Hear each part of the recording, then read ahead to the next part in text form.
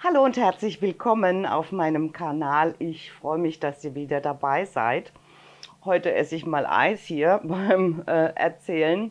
Aber ich war nicht in der Eisdiele, sondern ich habe ein mega leckeres Walnusseis gemacht mit karamellisierten Walnüssen und Ahornsirup. Also das gehört wirklich zu meinem Lieblingseis und das ist sowas von lecker. Mm, sahnig und cremig. Und mit diesen karamellisierten Nüssen, entschuldigt, dass ich hier mit vollem Mund spreche, aber das schmilzt ja sonst. Also das ist auch so lecker. Und das ist ja so crunchy wegen den Nüssen. Und das hat so einen tollen Geschmack. Und beim Herstellen ist es so wie ja, bei der Kirmes riecht es mit diesen gebrannten Mandeln, ihr wisst schon. Und das geht einfach. Das ist für die Eismaschine und ohne Ei. Und ich verwende natürlich wieder meinen Glukosesirup, weil ich schwärme ja von dem. Das habt ihr ja auch bestimmt gesehen in meinem anderen Video, wo ich ein Vanille-Heidelbeer-Eis gemacht habe. Das verlinke ich euch auch mal oben. Das ist auch oberlecker und ich mache alle meine Eissorten mit Glukosesirup, weil, das habe ich auch letztens schon erklärt in dem Video, weil es bilden sich auch nach wochenlangem Parken keine Eiskristalle. Ja, also, und wenn ihr wissen wollt, wie das Eis hier geht, dieses leckere Eis, dann schaut mir einfach zu. Bis gleich.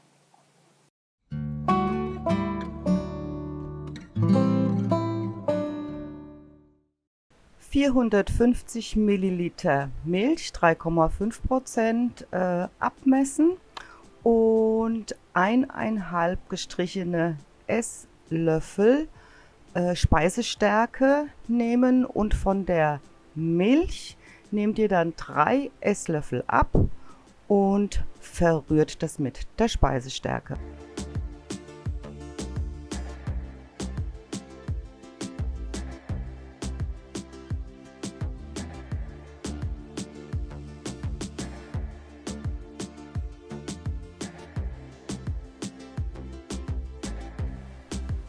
Die Milch in einen mittelgroßen Kochtopf geben. Also der sollte so groß sein, dass nichts überkochen kann. Das passiert nämlich ganz, ganz schnell bei Milch. Ja, und dann brauchen wir 300 Gramm Sahne. Die geben wir dann auch zur Milch.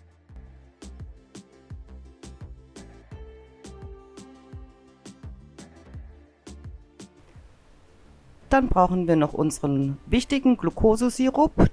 Davon brauchen wir 2 Esslöffel. Ihr wisst, wie ich es am Anfang erklärt habe, das Eis kristallisiert nicht. Ist zwar so ein bisschen eine klebrige Angelegenheit, aber das macht ja nichts. Dann kommen noch dazu 100 Gramm Zucker. In einer weiteren Schüssel nehmt ihr jetzt 40 Gramm Frischkäse in der Doppelrahmstufe.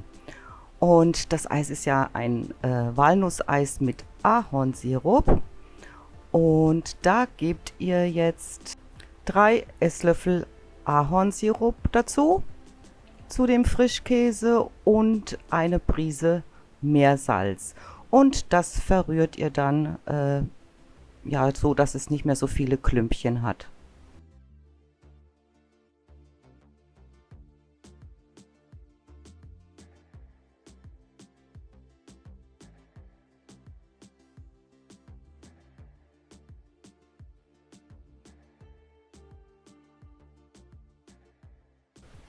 Jetzt wird die Sahnegrundmasse aufgekocht. Also wenn sie dann einmal aufgekocht ist, ab diesem Moment dann 4 Minuten sprudelnd kochen lassen und immer ja aufpassen, dass nichts überkocht. Das geht ganz, ganz, ganz schnell. Nach diesen 4 Minuten kommt dann die in Milch angerührte Speisestärke dazu und lasst das Ganze dann nochmal circa für 1 Minute aufkochen.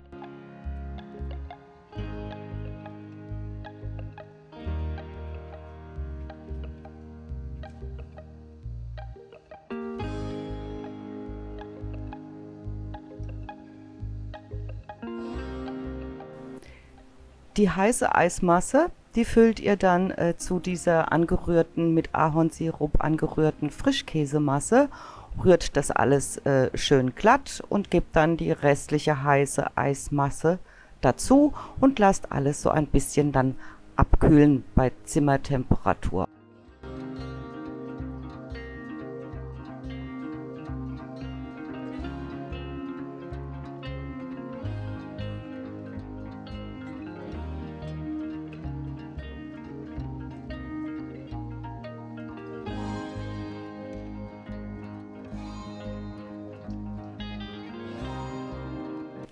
Die abgekühlte Eismasse, die fülle ich dann immer in so einen etwas höheren Behälter, der nimmt nicht so viel Platz im Kühlschrank weg, weil diese Eismasse muss jetzt über Nacht in den Kühlschrank gestellt werden, damit sie nochmal so richtig schön durchkühlen kann. Jetzt geht es auch schon weiter mit den karamellisierten Walnüssen. Da brauchen wir 4 Esslöffel Vollrohrzucker, also braunen Zucker, den wir jetzt in der Pfanne schmelzen lassen. Und wir brauchen 100 Gramm Walnusskerne. Wenn der Zucker geschmolzen ist, kommen dann die Walnusskerne dazu und werden dann so lange karamellisiert, bis sie schön duften und vom Karamell überzogen sind. Dann kommen die heißen Walnusskerne, die karamellisierten, auf ein mit Backpapier ausgelegtes Backblech und können dann erstmal auskühlen. Wenn dann die Walnusskerne richtig gut abgekühlt sind, dann werden sie dann mit dem Messer in kleine Stücke gehackt, damit sie dann später im Eis nicht so, dass da nicht so große Brocken sind. Ja, die fülle ich dann auch ab in einen kleinen Becher und stelle sie dann auch in den Kühlschrank. Die gekühlte Eismasse gebe ich jetzt in die Eismaschine und lasse es erstmal so lange schlagen und rühren, bis das Eis fast fertig ist. Und wenn das Eis dann schön cremig geworden ist, dann gebe ich dann zum Schluss die Walnusskerne, die karamellisierten Walnusskerne dazu und lasse das Ganze fertig schlagen. Meine Maschine schaltet aus, wenn das Eis fertig ist und ja, dann kann es mit dem Genuss weitergehen. Naja, nicht gleich, weil das Eis muss ja dann auch erst nochmal, das fertige Eis muss dann auch erst nochmal 4 Stunden im Gefrierschrank ruhen.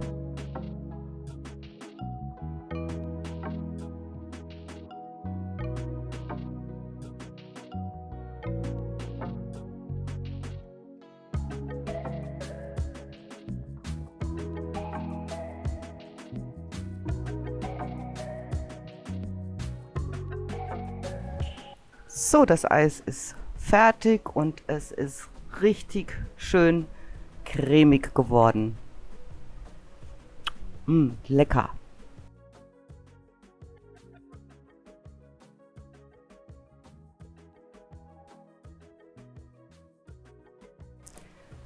Jetzt fülle ich alles in einen gefriergeeigneten Behälter und verschließe es luftig. Das heißt, ich gebe immer noch so ein bisschen Klarsichtfolie oben auf und Deckel drauf. Ja, und dann muss das Eis jetzt erst nochmal in den Gefrierschrank, damit es dann 4 Stunden, circa 4 Stunden, richtig schön durchkühlen kann.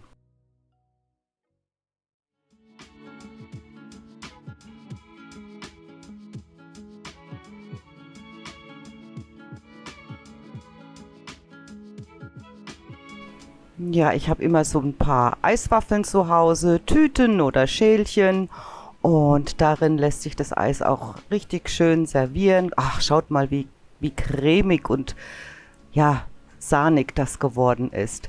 Ich freue mich, dass ihr zugeschaut habt und sage bis zum nächsten Mal. Tschüss!